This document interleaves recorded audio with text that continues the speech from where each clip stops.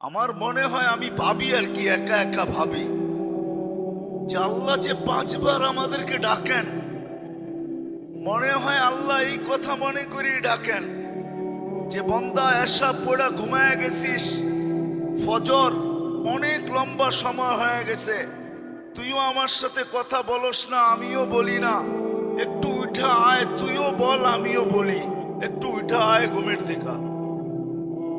আমার মনে হয় এই জন্য ফজরে ডাকেন যে লম্বা সময় হয়ে গেছে, তোর সাথে তুই ঘুমের ঘরে ছিলি, কথাবার্তা তোর সাথে হয় না, তুইও বলস না আমিও বলি না, একটু ঘুমের থেকে উঠা আস, তুইও বল আমিও বলি।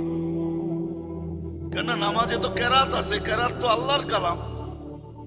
আবার যখন জোহর হয় তখন মনে হয় আবার বলে কাজে কামে ব্যস্ত হয়ে গেছিস, আয় একটু কথা বল। আল্লাহর জন্য তো ওই শব্দগুলা ব্যবহার করা যায় না, নাইলে মনে হয় ব্যবহার করতাম যে আয় কাজে কামে ব্যস্ত হয়ে গেছিস, লম্বা সময় হয়ে গেল, 3-4 ঘন্টা কথা বলিস না আমার সাথে, আয় না, রাগের কি ব্যাপার আছে, একটু ছুটায় জোহরে আয়, আমার সাথে একটু কথা বলা যা, শোনায় যা, তুই কেমন লাগে, তোর কি দরকার, একটু শোনায় যা। আমার মনে হয় কথা বলার জন্য ডাকে, নামাজের জন্য ডাকে না। আবার আসরে ডাকে, মাগরিবে ডাকে, এশায় ডাকে।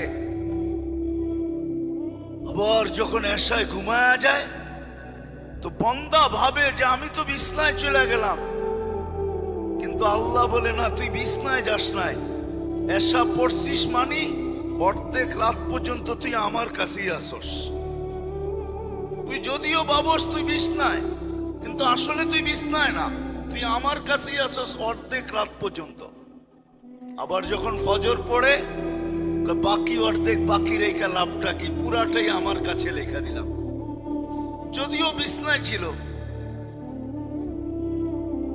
মনে হয় এই জন্য নামাজ।